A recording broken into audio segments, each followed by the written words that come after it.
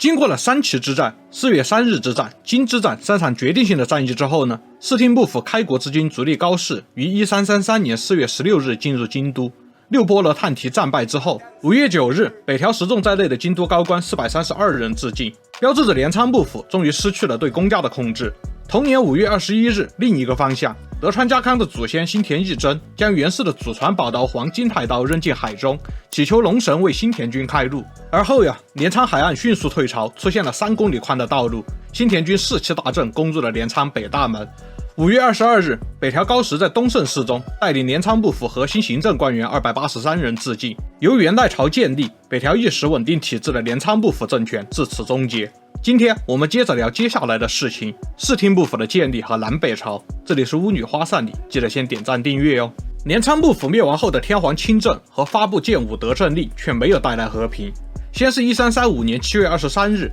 足利直义他是暗杀了本来即将就任征夷大将军的户良亲王。1个月之后呢，足利尊氏又以朝廷拖欠足利军军饷，不兑现战前赏赐承诺，偏信新田义贞等为理由，明确打出了敌在皇宫的旗号。建武新政仅仅2年即告失败。同年11月19日，新田义贞被皇子义宫任命为大将军，于关东发兵67000人，讨伐谋逆朝敌足利尊氏。到此时，日本的分裂已现端倪。2个月后的1336年1月27日，新田义贞攻破京都。4月26日，足利尊氏又得到了光岩太上皇的支持，从太宰府发兵反击。而后击退了南部政臣和新田义贞，重返京都。1336年8月15日，足利尊氏他是拥立了光岩太上皇的弟弟和养子丰仁亲王，视为光明天皇。足利尊氏呢，以持明院统为背书，就任了征夷大将军，开启了室町幕府，向全日本发布行政纲领，视为北朝。另一边，后醍醐天皇的支持者们则是在吉野建立了大觉寺统朝廷，主张维护皇位继承的正当性，视为南朝。日本也就进入了该国数千年历史上唯一一次真正的朝廷分裂时代——南北朝时期。后醍醐天皇呢，是将皇子们派到北陆、关东、东北、九州等地争取支持，希望组成一支庞大的北朝征讨军。但是足利尊氏作为将领的才能实在是过于出类拔萃了，地方上的南朝支持者们在战场上屡屡受挫，反而是南朝的皇子们和主要将领的战死者越来越多，局势慢慢的转向了对北朝有利。更糟糕的是1339年，后醍醐天皇自己也病重了，他只能将皇位传给了七皇子义良亲王。这都是幸好他还赶上了指定继承人，因为就在传位之后的第2天，后醍醐天皇便病死了。临死对臣子们传达遗言，讨伐北朝，重还旧都，可以说是相当的悲愤。但是现在呢，南朝的实际情况是又损兵折将又新皇登基的绝对不利的时期，要主动进攻那肯定是没这个能力，不如说现在应该防范北朝的攻击。好在后醍醐天皇征战一生，大起大落，在日本很多地方的势力心中都是一位伟大的中心君主，他的死和遗言也被广泛同情。这份政治遗产使得北朝和室町幕府的很多行动都会被地方势力所抵抗，他们并不能一举消灭了南朝。而这种政令推行不下去的情况，又反而作用于北朝的自身。足利尊氏呢，基本上是属于天才将领、政治苦手的性格，他对下面的人也是擅长激发斗志，而不擅长管理项目。他自己也理解自己的性格弱点，所以是基本把政治事务都交给了自己的弟弟足利直义。同时，足利直义作为武将的才能也很高，当初东西决战的凑川之战便是由他担任主将，后来讨杀了南部政臣。那么随着北朝的建立，政治工作增加，足利尊氏集团的运行呢，是越来越依赖于足利直义，政权内部的各种争端诉讼基本上都是由他进行裁决，渐渐的连军务也变成了足利尊氏和足利直义共同管理。后来足利尊氏又将军务交给了他的侄氏高师直，高师直也渐渐的成为了幕府中的一个核心。那么为什么足利尊氏要这么分散自己的权力呢？其实他也是不得已。在凑川之战之后呢，曾经宣誓效忠的足利尊氏因为背叛了后醍醐天皇，有时会做被战死的旧部武士们索命的噩梦，压力太大，就经常突发心脏疼痛而不能正常工作。后醍醐天皇死后呢，他的症状进一步加深，于是他便以自己是武家出身，对于政治和权力没有兴趣为理由，建造了天龙寺悼念后醍醐天皇，将实权完全交给了足利直义和高师直。但是显然，足利直义和高师直可以服从足利尊氏，却不可能服从对方，两人的关系很快恶化，开始了政治斗争。导火索是高师直主张，在与南朝的战争中，战胜方抢夺土地是武士的正常行为，但是前线失去土地的人们就会找上室町幕府裁判，这就大大加重了足利直义的工作负担。于是足利执意要求高师直在作战的过程中禁止圈地，高师直则是认为战胜方抢夺战利品是理所当然的，这也是为了战争的胜利。此争端呢，在室町幕府内迅速扩大，渐渐变成了行政官员和武将之间的派系之争。后来1348年四条罪之战，高师直讨杀了当时南朝最重要的将领南部正行，北朝的军事优势极大扩大，高师直的政治声望也达到了巅峰。于是高师直呢，在幕府的会议上主张足利执意一派一直在扯自己的后腿，打算将他们排除出决策核心。当然执意绝不可能接受，计划暗杀高师直。然而由于策划过于潦草，没能得手，事到如今双方自然不可能和解了。1349年，室町幕府进入内战，在南北朝对立、日本各地组织关系混乱的情况下，这场内战也迅速牵扯了各方势力参加，最终持续了数年，即官印扰乱。不过想当然尔，在室町幕府内部呢，一直都是足利执意主导政治，高师直主导军事。那内战打起来，最开始肯定是高师直比较强大嘛。足利执意很快就被逼入了绝境，于是执意呢，只能躲到足利尊氏的家中请求帮忙。高师直毕竟名义上只是足利尊氏的执事，一时间也不敢继续进攻。那事已至此，只能足利尊氏亲自出面调解了。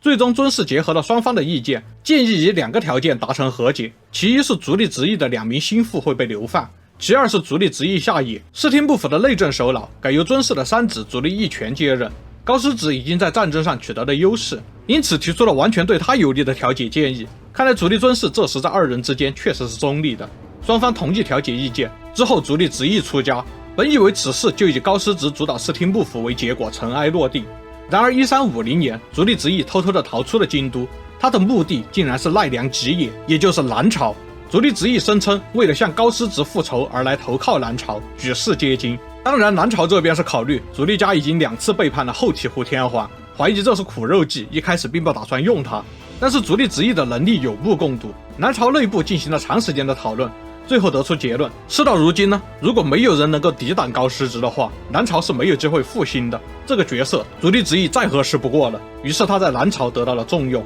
此时可能足利执意也没有想到，他的叛逃带来了一个决定性的变数，那就是他的养子足利直东。足利直东本来是足利尊氏的儿子，但是尊氏认为这个儿子不学无术，难成大器，就把他交给了足利执意，似乎是不打算要回来的那种养子。后来足利直东反而是潜心修炼，开始在足利执意的旗下立下了军功。官印扰乱前，足利执意安排直东担任长门探题，于是这个时候直东果断地做出了他的选择，那就是支持养父足利执意从九州发兵讨伐北朝。北朝则是派出了高师直的弟弟高师泰前往镇压，结果还没有到九州就被足利执意截击，几乎全军覆没。西日本的很多势力随即响应直东，加入了北朝讨伐军，兵锋很是强盛。北朝守军节节败退之下，足利尊氏不得不亲自到前线监军，但是即使有这个消息，也没能阻止前线溃败的节奏。更糟糕的是，足利尊氏走到半路时，足利执意率领南朝军队直接进攻京都，足利尊氏于是只能转头防守京都。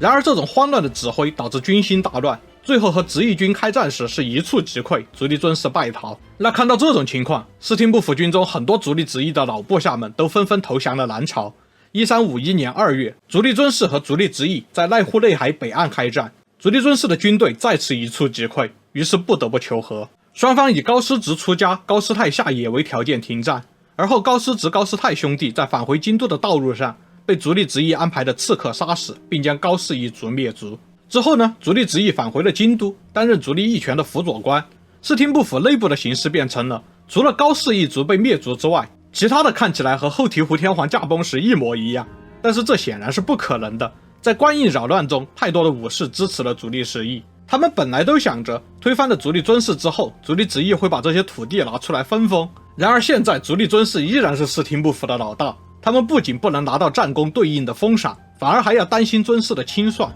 不满的人很多。另一个不安定的因素呢，是2代将军候补的足利义权，他因为从小被高师直照顾，如今足利执意又是借用自己的名义滥用权力，对执意的怨恨很深。最后就是被利用的南朝。南朝和足利家本身是约定，战争结束之后室町幕府要以南朝为正统朝廷，但现在什么也没变。那看到这些不安定的因素都是以足利执意为中心的，足利尊氏不愧为足利尊氏，上演帽子戏法，带着足利义权投降了南朝，再次承诺讨伐足利执意之后，室町幕府将以南朝为正统。南朝于是发布了追讨令，足利执意见状就逃出了京都，他在镰仓结合反对足利尊氏的势力进行抵抗。1352年1月，足利尊氏的军队攻破了镰仓，足利直义被抓起来幽禁。仅仅1个月之后，直义就疾病去世，这标志着官印扰乱的结束。但是他一个人的死怎么可能真的结束混乱呢？以前支持足利直义的势力大体是倒向了足利直东，官印扰乱又使得武家中出现了随时可以假意投靠幕府，到了不满的时候再改投南朝即可的潜规则。那这段时间，日本的各个地方势力有北朝、南朝、室町幕府、足利直东和镰仓幕府在新军5个可以投靠的盟主，非常的混乱。足利尊氏呢，为了拉拢地方上的武士们，做出了一个影响深远的决定，那就是依靠地方守护。在镰仓时代呢，守护基本上是一个地方治安官的身份。现在足利尊氏是给他们增加了判决后的执行和部分的征税的权利，可以说是成了半个割据势力。也是从这个时候开始，守护被称为守护大名。此外呢，从扰乱开始，在地方上集结定居的武士们被称为国人。之后的室町幕府也是一直被国人一揆所困扰。1358年，足利尊氏因战伤去世，结束了他我也不知道该怎么评价的一生。其子足利义权即位，本应该作为辅佐官的足利直义或者是高师直，却都在之前的争斗中被清洗掉了。于是室町幕府指定了年仅13岁的师波义将辅佐足利义权。在高师直辅佐足利尊氏的时代，这个辅佐官的家族被称为直氏，但是高氏一族已经被足利直义灭族了，因此作为管领家族的师波家继承了直氏家族的一切职能。随着室町幕府的体制稳定，尽管呢依然是有零星的起义和政治挑战，北朝的政治形势也还是安定下来，于是开始着手与南朝的和解。但是1367年，足利义权年仅37岁就去世了，由师波义将培养长大的足利义满接任。如此一来，师波家就连续辅佐了2代将军，应该会成为权倾朝野的家族。然而细川赖之利用师波义将的父亲不慎，趁机扳倒了师波家，取而代之。但这些争端并没有使得北朝的势力减小，室町幕府变得越来越强大，南朝也终于无法再抵抗这种压力了。1392年，足利义满呢，他是呼吁南朝的后龟山天皇让位给北朝的后小松天皇，南朝答应。经过57年的分裂，日本南北朝终归于统一。足利义满又在京都建立了名为花御所的府邸作为幕府的总部，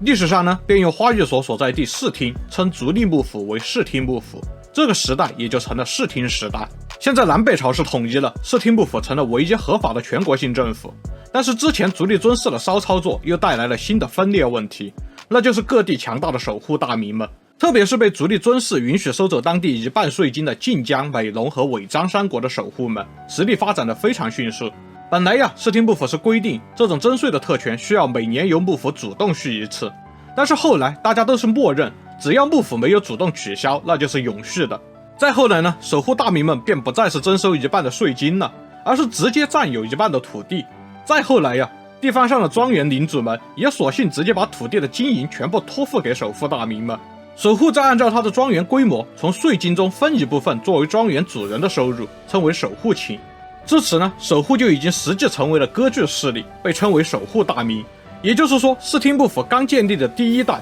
其实战国时代的根就已经埋下了。那么作为室町幕府，自然是必须要想办法削弱这些地方势力的威胁。足利义满主要是做了3件微小的工作，其一是任命了师波家、细川家和田山家3管领作为将军的辅佐，其次是任命了山明家、赤松家、金吉家和伊势家4个所司，领导士所作为京都治安和裁判工作的负责人，称为士职。3管理士职的体制，使得室町幕府稳定地控制了幕府的周边地区。其三，针对叛乱频发的关东，足利义满又将足利家的亲族送往镰仓监管，称为镰仓公藩，同时设立了关东管领辅佐镰仓公藩。镰仓公藩基本是作为一个独立的幕府运作，即使如此呢，也仅仅是制度上更加稳固了，地方豪强的问题依然是存在的。足利义满和实力强大的守护大名们进行周旋，时而利用，时而打压，终于没收了占据美浓、尾张、伊势3国的守护大名土岐康行的土地。1391年，丹波、和泉、淡马、三城4国守护大名实际控制了11国的超级豪族3名世卿发动了叛乱，但是被足利义满所镇压，没收了其8国领地。整体上来说呢，足利义满是一个非常重视平衡的政治家，在他的领导下，室町幕府才真正成为了日本的统治者。那么除了上述的3件小事，如果说足利义满还有一点什么成绩，那就是他开启了日明贸易。1368年，明朝取代了元朝统治中国，而明朝不久就开始了海禁政策，但明朝也留了一个口子，那就是朝贡贸易。周边国家若是接受明朝的册封，也可以维持一定的贸易。足利义满呢，就在没有通知天皇的情况下，代表日本接受了被明朝册封为日本国王。拿到渡航许可证的协议之后呢，日明贸易也就于1401年重新开启。由于日民间的这种贸易需要先和明朝签订协议，这在当时的日本看来是很奇怪的，因此室町幕府的日明贸易也被称为勘合贸易。14世纪的下半叶呢，是中国遭遇倭寇袭击最严重的时期。这次日明贸易重启之后，虽然只维持了很短的时间，但也使得沿海的居民安定下来。接下来的数十年，几乎不再有日本人从事倭寇了。下一次日本倭寇的高潮，要等到室町幕府末期的战国时代。同时，因为协议中，明朝作为宗主国，承诺会负担贸易中的一切人员滞留费用和运输费用，使得获准的日本商人呢，是每一趟都能赚取数倍的利润，这大大加强了室町幕府的实力。1408年，室町幕府历史上最重要的统治者足利义满结束了他出色的生涯，其子足利义持即位。虽然在义满还活着的时候便已经出家，义持早已经继承了将军的职位，但是足利义满一直没有放松权力。南极开展工作的足利义持就逐渐疏远了父亲。义满死后呢，义持也几乎不会去花寓所，否定足利义满的各种政治成就，尤其是他拒绝了继续向明朝进贡，明朝便也不再更新协议，日明贸易也随之中断。失去了日明贸易的利润，使得足利家的实力下降，在各个政治势力之间施展平衡术的空间大大缩小。好在足利义持性格坚强，颇有人格魅力，各地守护大名们也依然在他的下面达到了势力的平衡。1423年，足利义持出家，将将军的位置让给了他的儿子足利义良，自己在背后遥控政局。但是1425年，足利义良病死，足利义持便不得不回到前台主持工作。但是他自己这时也患了病，常常要卧床不起。足利义持的生涯中呢，与亲人们冲突颇多，爆发战争也有过。此时病重的他似乎已经失去了作为王朝统治者的责任感，甚至拒绝了指定继承人，而是对家臣们说：“你们商量决定就好了。”当然，家臣们谁也不敢真的主动提议将军的继承人，说不定足利义持就是在临死前试探一下，看看谁有反心，对吧？最后大家就说抽签决定吧，然后抽出了足利义持的弟弟足利义教，义持便同意由他来继承室町幕府。当时足利义教本来已经出家了，成了一间寺庙的住持，本想请室町幕府另请高明，但是毕竟足利义持可能命不久矣，这种时候就真的是已经研究决定了，改变不了了。那么足利义教了解了情况之后，为了国家大义，也就放下了自身的担忧，不再推迟，于1429年出任征夷大将军。那他这样上位当然是难以服众，本身地方和民间对足利义教的能力就表示怀疑，镰仓公方更是不满。在足利义持的时代呢，镰仓公方就已经表现出了对室町幕府不服的倾向。最后虽然是和解了，但是若干强制的矛盾根本并没有改变。然后就发生了导火索事件。当时呢，如果镰仓公方的长子元福起名时会请室町幕府的将军赐一个字，将军就会从自己的名字中挑一个字，镰仓公方的长子以此为基础起名，表达将军家族对于镰仓公方的慈父之情和镰仓公方对于将军家族的忠诚。1438年，镰仓公方足利持氏的长子贤王王元福，足利义教赐予教字，然而足利持氏给他起名足利义久。对于足利义教而言，是可忍孰不可忍，便命令关东管领不参加足利义久的命名仪式，这激怒了足利持氏，直接率军进攻关东管领。结果足利持氏低估了足利义教的号召力，义教直接派出幕府军支援关东管领，并且进一步反击，反而吓得足利持氏出家。而后呢，是关东管领上杉宪实出面，请求足利义教允许以足利持氏出家，足利义久继承镰仓公方的形式结束此事。足利义教不许，命令上杉宪实讨伐足利持氏。1439年，足利持氏自杀，镰仓公方灭亡，视为永享之乱。此事使得得位不正的足利义教成功立威，各地的守护大名们反而不敢有所行动了。总的来说呢，室町幕府的政治体制就是幕府中央的将军和地方的守护大名们的权力平衡游戏。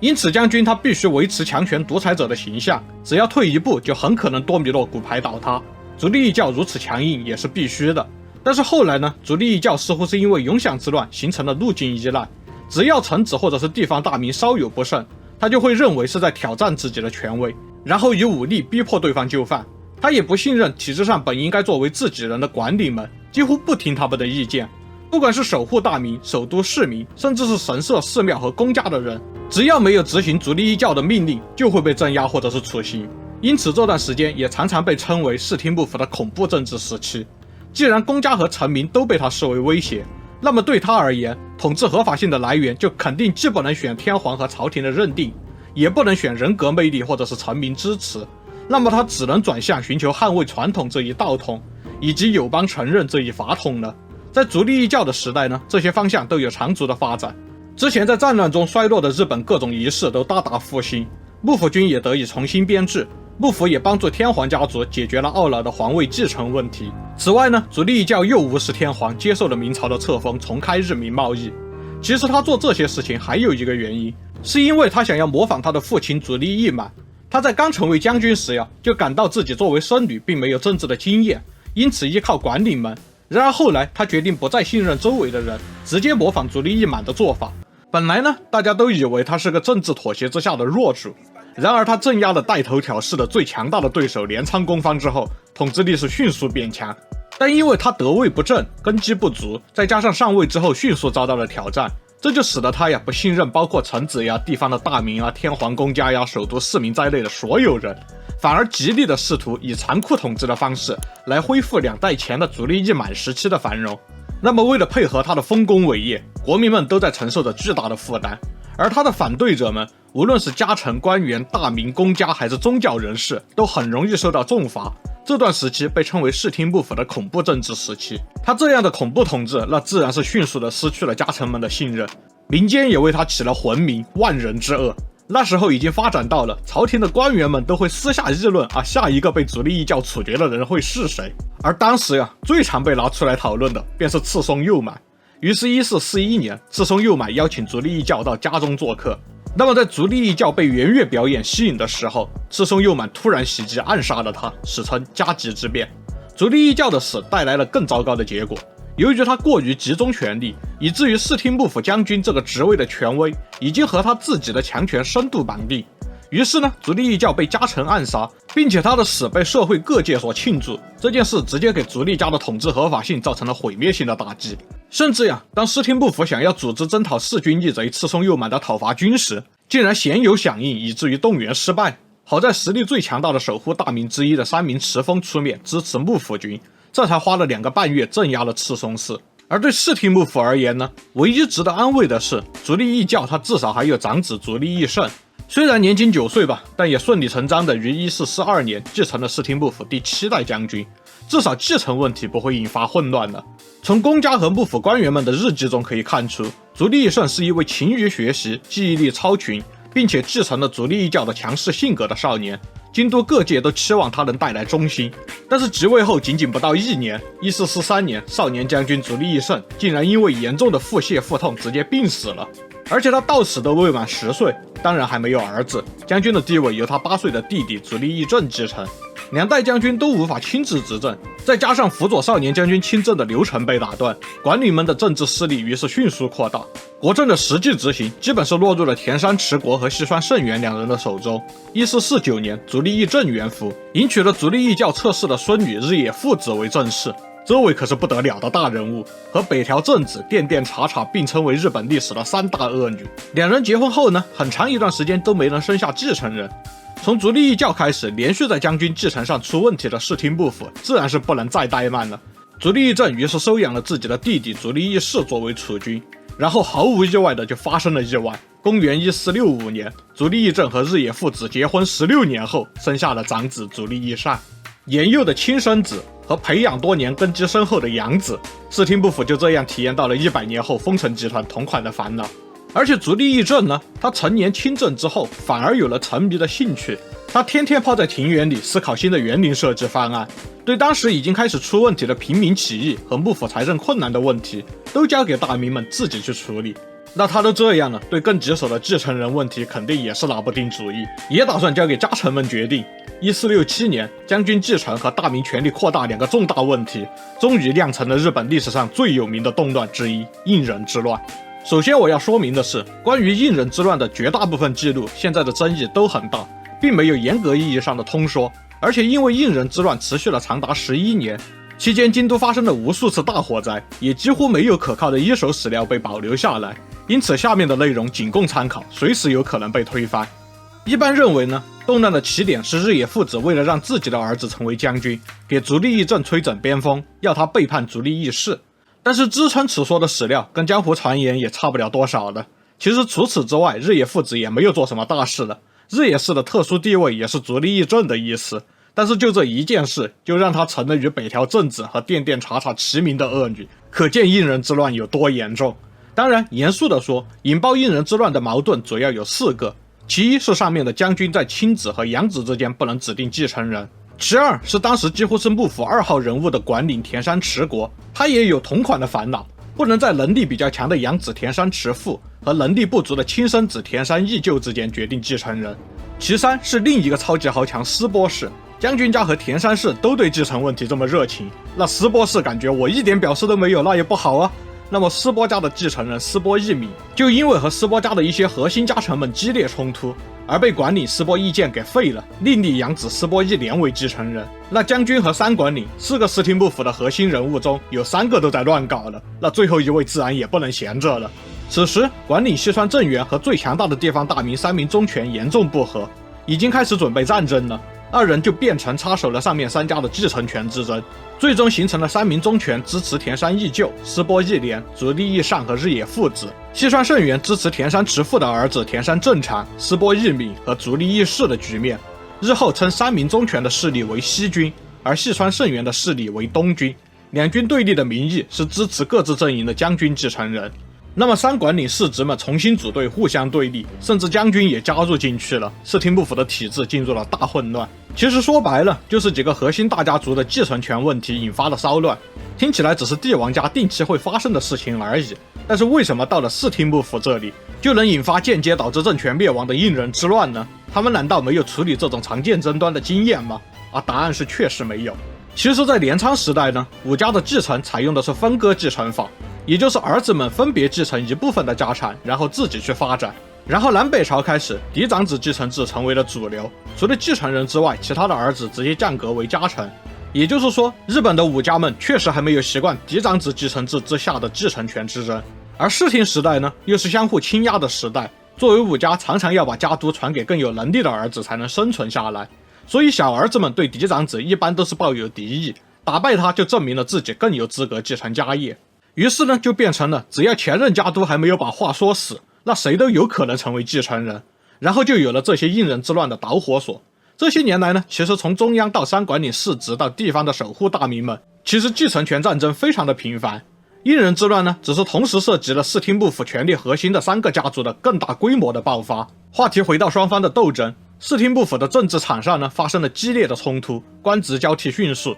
小规模的战事也是不断发生。而后双方寻找合法性，到1467年5月25日，3名宗权自称得到了天皇的支持，而细川胜元则是自称得到了将军的支持，其实双方都是挟持。由于赤松正则加入了东军，直接进攻三明市，东军一度取得了优势，甚至成功的将天皇和将军都收入到手中。但是双方背叛不断，战局一直都是非常混乱，谁也不能给对方造成决定性的打击。战争打了一段时间之后，各势力的战队频繁发生变化之下，已经完全变成了互相拉帮结派，扩大领地。最初的目的已经完全忘了，甚至出现过东军的统帅细川胜元和东军拥立的将军继承人足利义氏2个人反而到西军去布阵的离奇战况。这场混战持续了11年，很多家族都是家督死了之后继承人继续打。1473年，西军的组织者三名持丰和东军的组织者细川胜元都过世，但是战争并没有停息。1476年底，足利义氏向足利义政宣誓效忠，足利义政承诺既往不咎，这成为了双方停战的一大信号。而后东西军逐渐解体，到1477年11月，室町幕府组织了天下静谧宴会，各方的势力停战，没有胜负。但是战争中呢，皇宫和花寓所在内，京都屡遭破坏，城市的机能已经几乎不能维持了，室町幕府也随之彻底衰败下来。应仁之乱的结果还是足利义政的亲儿子足利义尚即位，时年只有9岁，由其母日野父子摄政。本来一般呢，应该是由成为大御所的前代将军来摄政，但是足利义政他又躺平摆烂了，他要求只有发生大事的时候才由自己出面做决定，其他的事情就交给日野父子了。室町幕府的中央运行方式基本是回到了应仁之乱之前的情况，但是日本的社会是因为应仁之乱发生了巨大的变化，参加应仁之乱的守护大名们都被战争掏空了实力，开始难以控制领地了。而在他们出征战争的这么长一段时间，负责代管领地的守护代家族们就逐渐掌握了实权。很多守护代也是在日常交往中得到了国人的支持。从此呢，面对领民的武装暴动或者是国人一揆，很多守护都已经无力发动自己的势力去顺利镇压了。人们发现视听部府的秩序发展到现在，那就是没有秩序，实力至上主义。不仅将军家和守护大名们明确地表现出了无法控制下面的人，并且在中央里面呢，也是早就无视了规矩和尊卑，完全是看谁的拳头大就听谁的。在这种情况下，能不能看懂时代的信号，将成为接下来是刀俎还是鱼肉的决定性因素。有先见之明的人选择早早的行动，建立下一个时代的优势，这就不得不提到被称为日本战国大名先驱的北条早云了。北条早云在当时呢，还叫伊势宗瑞，属于室町幕府一个管理钱财事务的家族。北条早云的妹妹嫁给了骏河的金川氏，在金川氏家主去世之后，他竟然单身下骏河，介入到金川氏的继承权之争中。没有累代家臣支持的北条早云，迅速的从京都官员中和骏河地方网罗支持者，竟然真的成功的把自己的侄子金川世亲扶上了金川家家主的位置。金川世亲呢，为了感谢北条早云的帮助，将伊豆的领地和城池赠送给了他，使得北条早云有了资格坐上接下来的战国时代的游戏桌。当然，此事也让金川世亲马上就明白了新的时代做事是什么规矩，他也开始迅速将金川家军阀化。到了他儿子金川义元时，金川家已经是全国最顶尖的实力者之一了。话说回来，北条早云到达伊豆之后，竟然直接就开始打起了足利家的算盘。本来足利家在这里的监视之主是镰仓公方，但是此时镰仓公方已经分裂成了枯月公方和古河公方。北条早云呢，就直接灭掉了枯月公方，自己控制了伊豆政权。拥有实力之后的北条早云又继续进攻关东，打败了当时关东名义上的统治者大森氏，并且夺取了相模小田原城。那么在这北条早云在地方上快乐地尝试下课上的同时，朝廷里也正在发生着更专业更有经验的下课上活动。应仁之乱中呢，室町幕府的老大是9代将军足利义士，他为了这次动乱度过了相当辛苦的一生。1490年，他的儿子足利义重成为了第10代将军。但到了这个时候，应仁之乱的余波还没有结束。政治妥协之下，勉强接受了足利义士的细川政元再次发难，声称他不可能接受敌军大将的儿子再次成为幕府将军。那么在这次争端中，还是细川政元略胜一筹，成功驱逐了足利义重之后，拥立了足利义澄成为第11代将军。细川政元也成为了幕府的实际掌权者。那么到现在为止，细川政元就完全插手了第8代、第9代、第10代和第11代将军的继承权问题。就算你再怎么粉饰，下面的人也都能明白，这不是短期变化，而是长期的趋势了。那么下课上这种事，你做得我就做不得吗？于是对于细川政元有杀父之仇的家臣山好长庆，在政元的孙子细川晴元掌握细川家时，也发动了下课上，驱逐了细川晴元以及第12代将军足利义晴和第13代将军足利义辉。山好长庆呢，不仅像细川政元一样掌握了政权，甚至直接向天皇汇报工作，已经是把室町幕府的法统扔在地上在踩两脚了。就是这种情况下，室町幕府第13代将军足利义辉为了防止全国性的内战，还是接受了山好长庆的和解提案，回到了京都。可见室町幕府确实是走到了最后的日子。于是呢，山好长庆更加肆无忌惮地扩大势力，镇压了政敌细川家和将军家之后，山好长庆又开始向四周扩张领地。周围的守护大名们也不是吃素的，山好长庆的左膀右臂都战死。控制力迅速减弱之下，他的家臣松永久秀发动了下课上，夺取了山好长庆的权力。那中央如此，地方上也是有样学样，战国大名们开始在各地登场，他们与作为幕府统治秩序的守护大名们相抗衡，逐渐扩大自己的实际控制范围。这些战国大名的豪强们通常也会吸纳原来守护大名的领地和武士，也会从农民中提拔有才干的人成为只忠诚于自己的武士。最强势的战国大名还会重新划分行政区，以分国的形式四处征战。战国大名的代表那自然是织田信长。到了信长时，战国大名已经发展出了高效可靠的继亲继子制度，是一种完全的金字塔型的管理结构。感兴趣的话呢，可以看这个视频，是以武田信玄为例，介绍了他们的管理制度和武士的职责。但这些本就是下课上频繁的环境中培育出来的制度，信长也很难得心应手的去运用。很长一段时间，他都只能眼睁睁地看着被自己提拔起来的家臣们和自己唱反调。另一方面，同时欧洲人开启了人类的大航海时代。当初日明贸易的问题对于室町幕府和明朝都是重大的课题，但是如今明朝似乎更乐于与南蛮人贸易，而对于日本而言，政局不稳，暂时顾不了那么多。更重要的是，大航海时代能够立刻为日本带来什么？那么答案就是基督教和铁炮。与信长所在的东日本的下克上乱斗不同，这一时期最影响西日本大名们的，正是大航海时代的潮流。葡萄牙商人在种子岛搁浅时，向种子岛石窑介绍了他们的铁炮武器，石窑立刻明白，这一定是战国大名们想要的东西，便开始以火神枪的形式出售。而耶稣会的沙乌略则是在鹿儿岛登陆，按照正规的手续开始了在九州的传教活动。这是因为葡萄牙人开辟的银丝对流商路有巨大的利润，他们又明显地表现出了对基督徒的好感和信任，于是南方一些大民决定允许基督教的传教活动，甚至自己和家人也皈依了基督教。这种大民被称为基督的大民，最有代表性的是九州的超级豪族大有义政。银丝对流商路其实对明朝有更深刻的影响，详细可以看这个视频。那么和在澳门一样，葡萄牙人在他们的日本据点上也是建立了教堂、技术学校、船舶修理厂、钟表工厂等等航海附属设施。教堂则是不仅在港口，规模大一些的外商据点都会修建教堂。当时教堂被日本人称为南蛮寺，这种教堂还会修建附属学校，被直译为神学院。在长崎这样的核心据点，葡萄牙人的技术学校还带有大学的功能，各地神学院中的优秀毕业生可以来此继续深造，最优秀的则有机会去欧洲留学。日本官方呢，也是派遣了4名特派留学生到教皇国学习欧洲的制度，史称天正遣欧时节。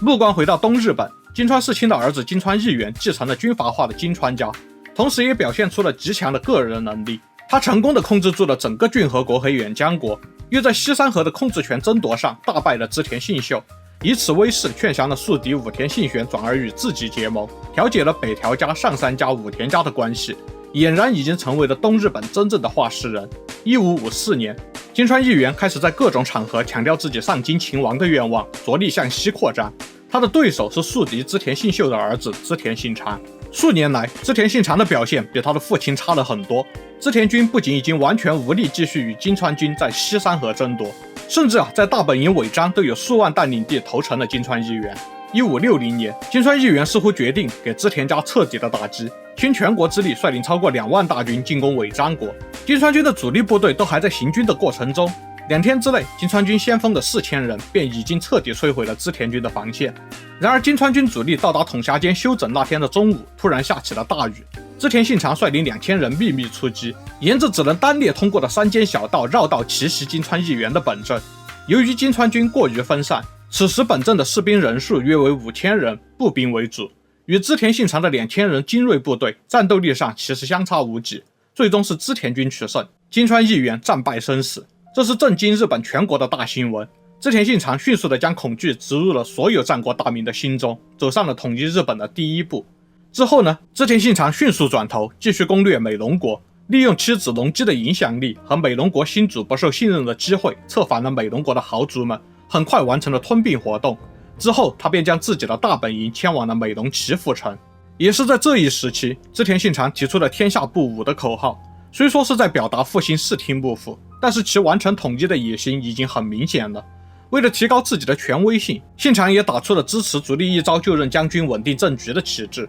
靠着足利义昭的支持，织田信长跳过了强大邻国，先攻占了近畿地区的大和、山城、河内、涉津等地。这一时期的织田军中呢，2股新兴势力明智光秀和羽柴秀吉开始崭露头角。但是后来夹在织田家领地中间的前景氏和朝仓氏果然让信长陷入了苦战。他们的背后呢，还有当时十分强大的佛教势力的支持，实力不输给领国大名的比瑞山严立氏，也公开了反信长的态度，并且动员全国百姓反抗信长的暴政。最终这次联军并没有得手，而是在淄川之战中，织田信长取得了决定性的胜利。最终是织田军攻破了比瑞山，织田信长一怒之下火烧比瑞山，杀死了许多僧侣。这一事件进一步激发了更大范围的讨伐织田信长暴政的声浪。除了前景氏和朝仓氏，本院氏也加入到了与信长的战争中。足利义昭为了脱离织田信长的控制，也暗暗支持反信长势力。更重要的是本院氏和足利义昭带来了实力强大的武田信玄，